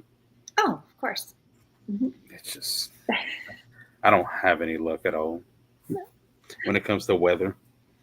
Or like I'll like, oh man, it's 85% chance of rain tomorrow, so let me do everything I need to do today, and tomorrow we're just gonna take it easy because it's gonna rain all day. Sunshine and beautiful day. That's like I'm like try to relax and I'll look out the window and like it's just a beautiful day outside and I have to go out there. But if I would start on a project, then it would start raining. Mm-hmm. Let's see, we got now the questions are coming in. So yes, Waisaki says, could you guys explain why it would be fun to keep a beautiful pearl fee roux over a vast variety covey of hens? You want to take that, or you want me to? So personally, for me, I have a few of my customers and friends that have large aviaries, and they have like it's just whatever. Personally, for me, I like to keep like for like together. Um, Really, it would depend on your purpose and what you want to do. If you don't know anything recessive or anything hitting on all of your birds out there, then you won't be 100% on what's going to hatch. So if you just want some fun birds to look at and you just want a variety, go for it. It's your quail. And, there's really no wrong way to do it. It's whatever makes you happy. And that's just how I keep everything separate, but that's me and that's my quail. I'm I'm team whatever makes you happy. I like that team. Uh, Yeah. the word fun there is okay. So beautiful pearl fee. I had one of those, and the and a reason why I would do that is for learning. In the beginning, if you're new to working with color genetics, I think fee is one of the best dilutes to work with because you can see it when it's heterozygous, and you can see it more when it's homozygous. And if you have one already and you have a variety of hens that don't have other dilutes on them, and even if they do have other dilutes on them, you're going to be able to hatch out your first run, and you'll see if your pearl fee is homozygous for fee. Like you'll see what all those base colors look like with heterozygous fee, and then you can play and match them up and make things homozygous, or you can see, like what a double dilute might look like. It would be a really fun learning experience if you want to like see a lot of things happening and be able to keep track of them relatively easily and have them be predictable as far as, well, like you said, if there's recessives in there, not so much, but the fee element would be predictable. So yeah, it's like a cool experiment. Yeah. Fee is one of them. Got to be my most favorite dilute. Yeah. Like I got a spot in my heart for Egyptian fee. It's just like my Egyptian fees. They're not jumbos. They're standards, and that's something I want to work on is increasing the size of them because I'm a fan of jumbos. Which I'm like everybody orders jumbos or they order a mix. Well, the last few weeks I've been getting orders like no jumbos. So I'm like, oh, okay. Like specifically no jumbos. So I guess people are starting to like standards again. Because it was like before it was like nobody wanted to touch a standard. Like they want jumbos, and now it's like, oh, I just want standards only. So like now I get to share my Egyptian fee love with other people. They're a beautiful bird. I mean, just I don't even have them listed on my website. Yeah, there's a sex link project for somebody. Yeah. They like fee, if they like fab fee and Egyptian fee, that would be fun. Now you're gonna right, let's write another project down. No. Just say it.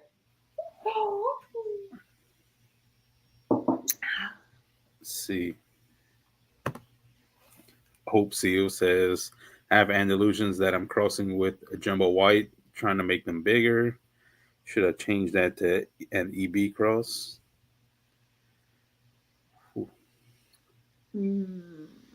Your EBs are large.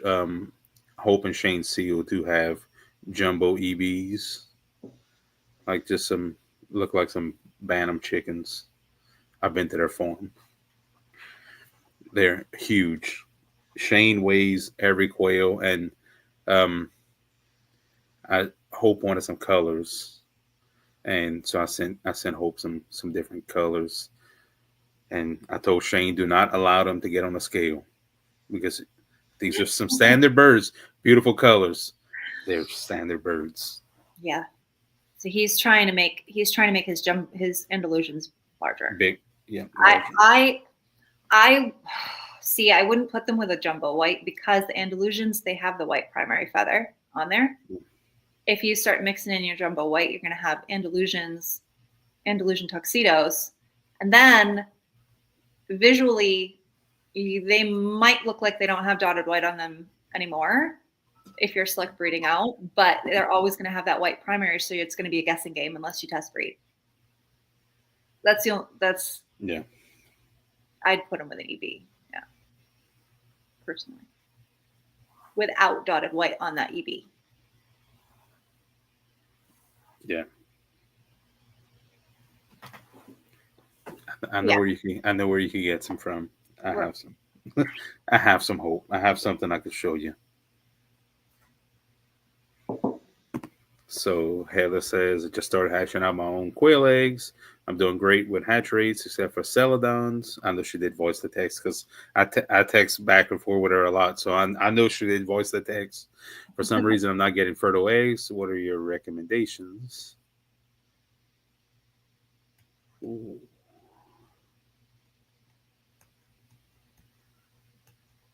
On just celadons? Not getting fertile eggs? Are they not hatching or are they not fertile? That would.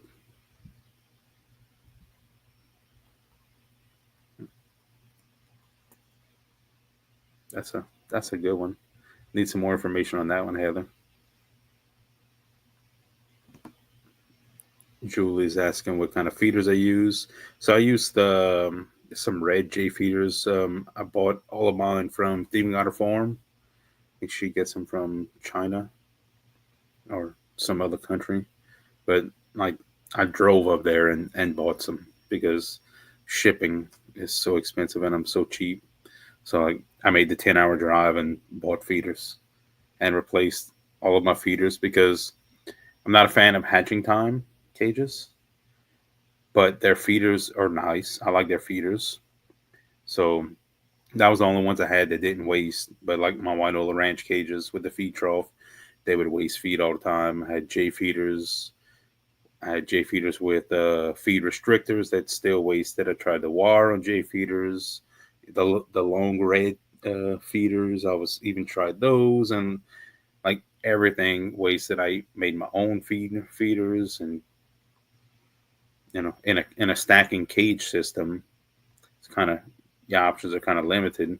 Now in the aviary setups, they wouldn't waste as much because they would when they would throw some out the feeder, they would eat it off the ground, and you don't really see the waste as much. But I made the switch, and I think the first load I went get actually paid for itself in a couple weeks with just what wasn't wasted. So it was worth it for me.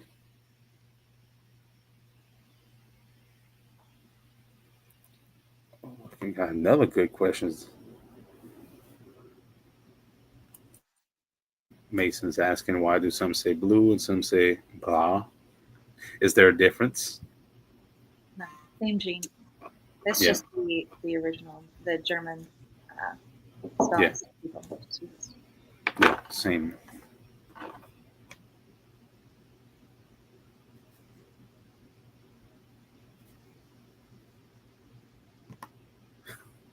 So I'm gonna let you answer this one because I have my own opinions. Oh, geez. Okay. Is there anything we could do to promote excellent chemistry amidst the hutch besides full feed and waters? I'm always nervous introducing joiners. Any hacks besides nighttime entry and change up of cage? I have no idea what your answer to this would be.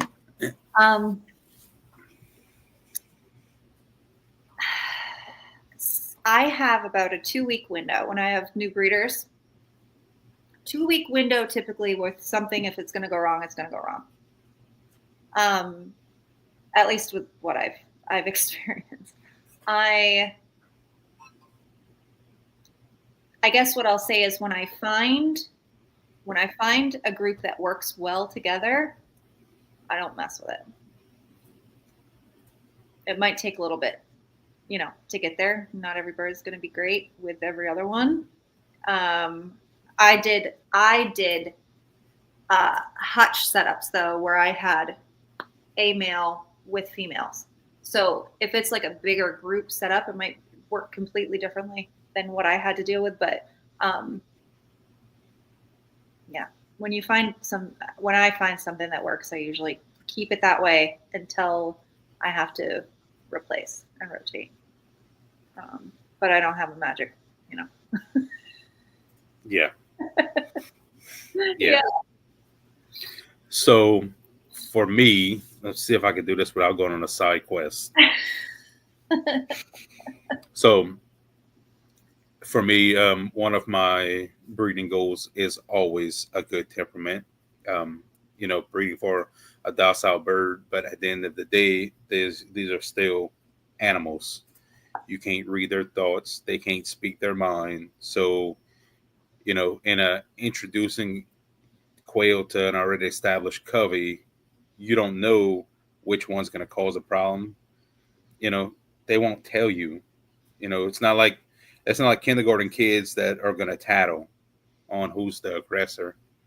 So what I found that works well for me in my setup is when you're adding new breeders into an already established covey is try to add at least 30% of what's already in there established, add at least 30% in. So 3 birds for every 10 that's already in there. And usually it's enough of a distraction that they're not going to single out one bird. Like if you take 10 and you add one, you're going to have problems. It's just and even in a like a battery cage type situation, if you throw a handful of hay in there as well, just for a couple of days, and it ends up falling through the wire, that helps. It just gives them something else to focus on instead of the new person. You know, look at it like this: if you were sitting down eating family dinner and some stranger just walked in and sat at your table, you wouldn't be happy with them. You know, but that's my take on it. Like you see a lot of the spray and the vinegar and water mixtures, and over the years I tried all of that, take all the quail out, put all the quail back in, mixed up with the new birds, um, putting them in a smaller cage in there like you do with chickens to introduce. I tried all of that, and my greatest success was good temperament on your birds and introduce more birds at a time instead of like one or two. And I've had success, and mostly I've had success. I'm not gonna blow smoke here and say like, oh, this is a foolproof method because it's not. Nothing is because we don't understand what the quail are thinking. I wish I knew what my quail were thinking, but I'm not at that level yet. So that that's my opinion on it. And it's a touchy subject with a lot of people, and you know, everyone that's usually here knows that I really don't care about anyone's negativity. So it's like if you're negative, then you can just be negative. But Didn't realize this was a touchy subject. Oh, it well, is a touchy subject for a lot of people, and I'm not going to mix vinegar and water and spraying yeah. it on my quail. Oh, yeah, I see. And I'm not taking out, like let's say I got a cage of 40 quail in it, and I want to add 5. I'm not going to take out the 40 quail out of the cage and stress them out, and you risk an injury. Every time you handle birds, you risk an injury. I was Vincex and hens birds a couple weeks back, and I had 2 huge jumbo whites prolapse just from stress. Yeah, yeah. And that's something. I mean, with jumbo whites, you have to Vincex them, so it's something I wasn't rough handling them. It's stress. They just want to sit in their cage, eat, and poop. A lot of pooping. Um, so like I try not to add any unnecessary stress to them. Just my 2 cents. Oh, HP is gonna get me a new candle in the mail. I didn't think you still had them. Great. Yes, Waisaki says awesome fee answers. Thank you.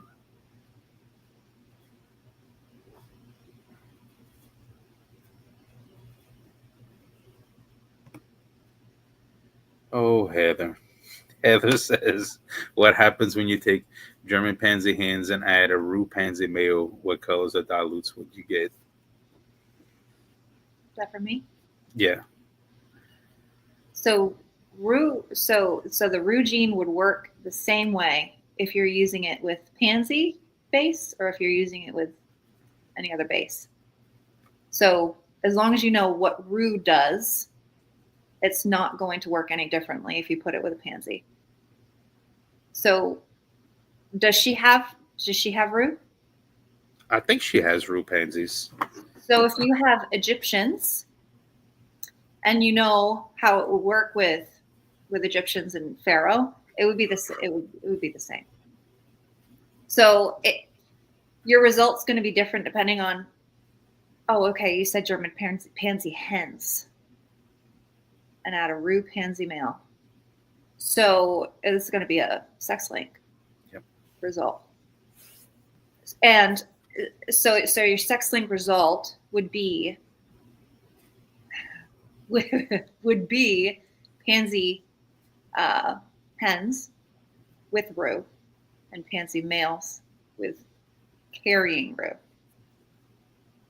So I would definitely decide what you want to do with those males and not just look at them phenotype wise and then put them with something else. Like, know that those are going to throw rue. Yeah. Oh yeah, because once you start getting the sex link, and I'm not a fan. It has a purpose. Absolutely does have a purpose, but it's the trouble you could potentially cause yourself down the road.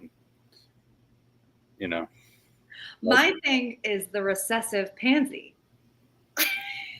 I love the pansy, but if it pops out somewhere, done. I'm done. Yeah. If my pansy fees don't start laying me some nicer eggs than what they're laying me, they're all gonna get ground up. Yeah. The whole cage of them.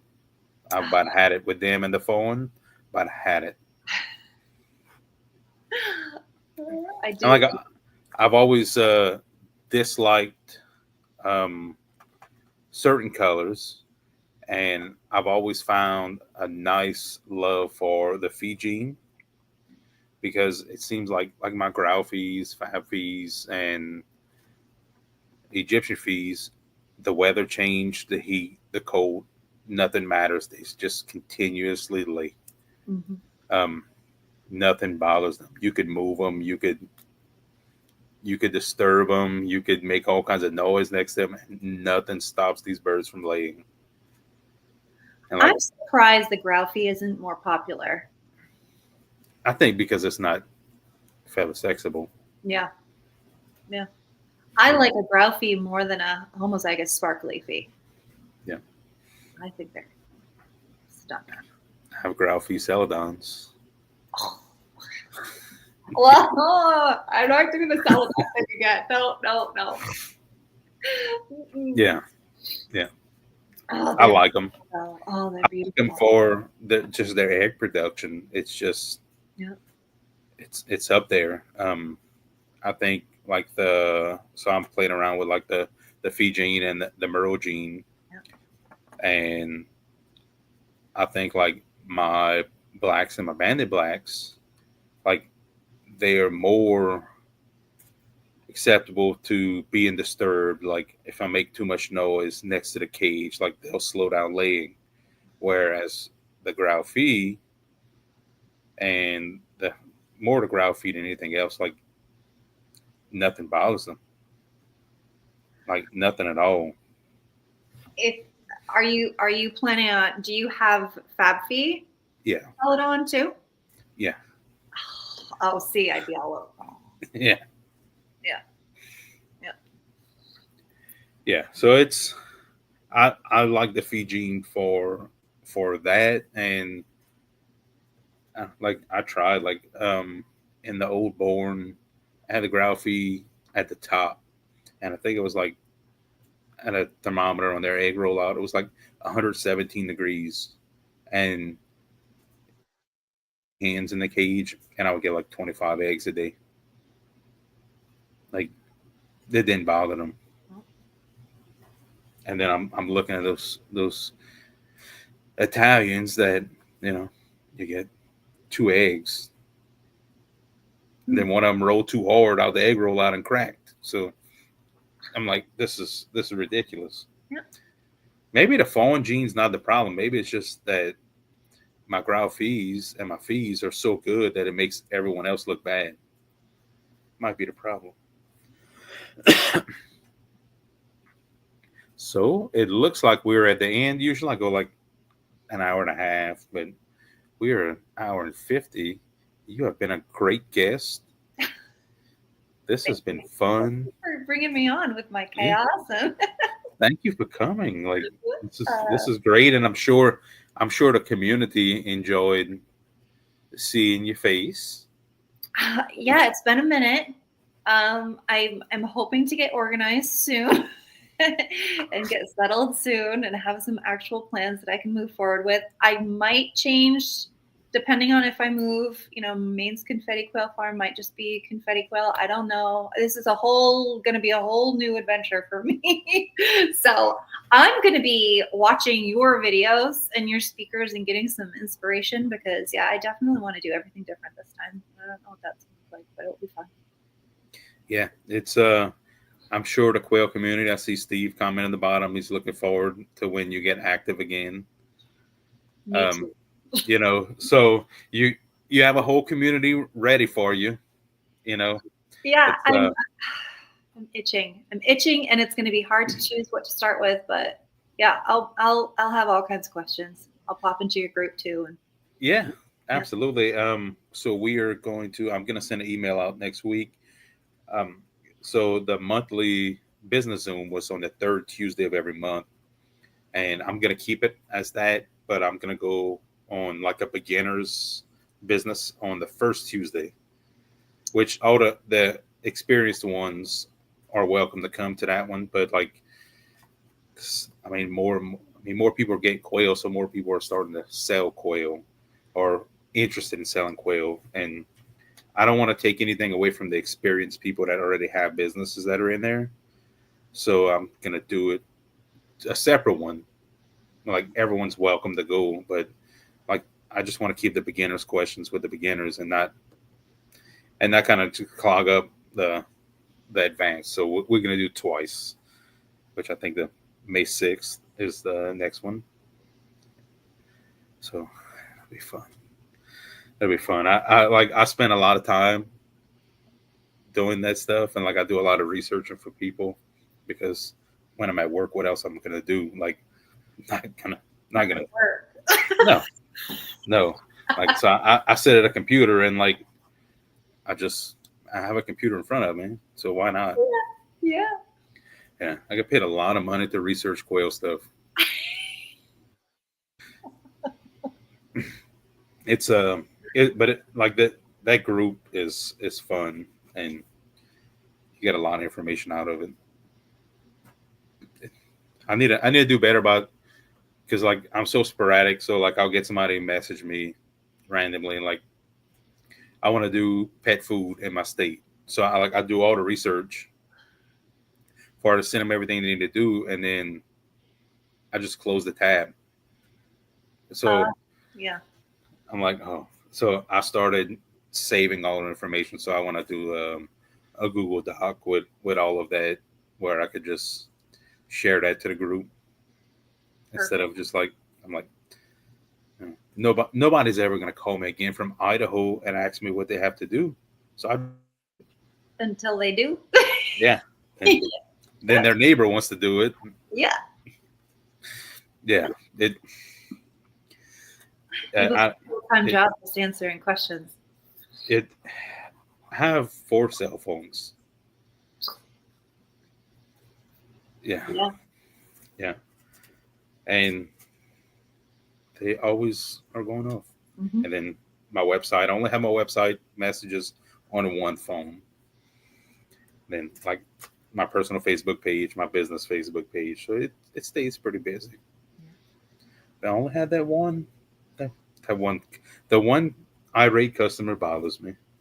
She took to Facebook. That's probably why it really bothers me. And tried to bash me on Facebook Mm-hmm. because I canceled her order. But It's going to happen to everybody. We'll all have yeah, to. Yep. yeah, it's Yep. fine. Unfortunately. Yeah. We've stopped 15 people here. I'm gonna quickly say, I don't know if anyone noticed, we hit 10,000 subscribers. So thank you, everyone, for subscribing and sharing it. Um, it's kind of funny that for Thanksgiving I had 500. Now I have 10,000, which like my actual goal, like for growth rate, would have been like 1,500 for me, and Consistency, I'm huh? yeah, I'm at 10,000. So like me and Leah's been joking back and forth leading up to that, and she was like, "You can hit 10,000 before your birthday." I'm like, "No way!" And I did. Yeah. Congratulations. So now I'm like, oh, am I being greedy if I want like 15 before the end of the year? No, you want to help people. That's how you're Yeah, going to get there anyway. So it's right in alignment. yeah, that was kind of exciting. That's great. Yeah, and I actually I created the YouTube, our uh, our Homestead YouTube and our Homestead Facebook page in the middle of the night. I got called out to work when I was still traveling for work. I was driving to Texas at like 2 or 3 in the morning, and I did all of that. And I texted Christina, super excited, and I was like, "Hey, look, here's all the login, here's the password. Just start doing this stuff." And when we started with the YouTube videos, she was the only one on the YouTube videos. She's like, "You started this, and I'm doing the videos now." And I'm like, "Yeah, that's fine. Just keep on doing it." And she Um, has. yeah, she does her garden updates, and um, she does most of the quail work, but she doesn't really enjoy quail as much as I do. Mhm. Quail's my passion, and she just helps me with my passion. She's not a color person. She's like, "What are those black and white ones that I like?" I'm like, Pearl Fee. That's the one Mhm. you like. She's like, "Oh yeah, that's the ones I like." And then the next day she's like, "What are those black and white ones that I like?" And then she's pointing at Pansy Fee. I'm like, that's a different bird. Yeah. Well, it's a good thing you both have two different interests. Work together real Yeah. well. Yeah. I pull weeds and I water her garden for her, and I build her silky stuff for her, and because she loves silkies, and so and then in turn she shows a bunch of quail poop. I think I'll win on the deal.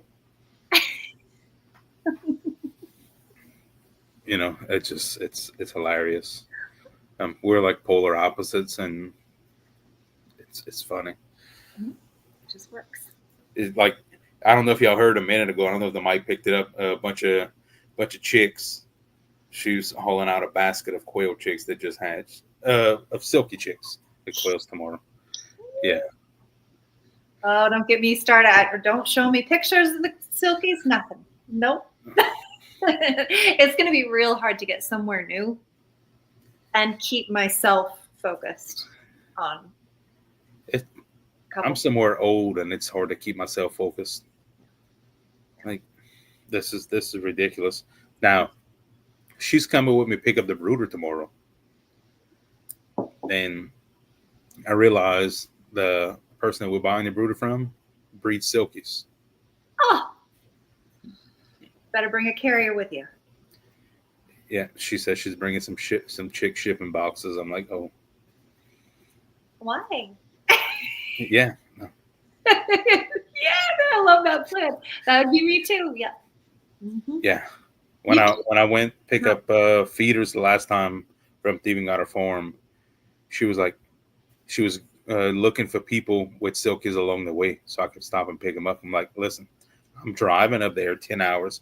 I'm picking up feeders and cages, and I'm driving back 10 hours. I'm not worried about no dang chickens. You got chickens though, did you? No, Oh, no, no. no. But she went and got some more Yeah. because like we had several chicken breeds, and a couple years ago we downsized on all of our chicken breeds. So I figured that we were just gonna have a bunch of empty runs. She's gonna fill them all up with silkies, the different color silkies, and then the freaking those I think they call showgirls, the ones with the naked neck silkies. I'm like, something's wrong with the thing. It has the mange. Look at it; it's missing feathers. No, that's how it's supposed to look. Yep. Well, I don't know. As long as you've got more quill than she has, she's got a yeah. I got a few more. Yeah. A few more. She can have all the silky she wants. And then so like she does all her silkies, and I don't have to do much, but yeah. I'm gonna. Well, I don't know. I've never had a silky before, but yeah, I haven't talked to Christina yet either. So yeah, just stay away from her. Yeah, and then if you talk to her, ask her how many silky eggs she sold this year. You know the answer is 0. No. I bet you ate a lot of them though. No. Really? Incubated a lot of them. Oh. Trays and trays of silky eggs in the incubator. Oh no. Trays on trays. She grows them out and just. Oh. I see what you're saying. You kept them. Oh yeah. Okay. All right. Yeah, and then I have white American breast. That's my meat bird. I hatched out a ton of them, and then I had a guy that came over and he wanted some, and he brought me some fig trees. So I gave him like a ton of grow outs, and now I need more. You need more fig trees. I need more white American breast grow outs. Okay. Yeah, I need more fig trees too. I like fig trees. Yeah.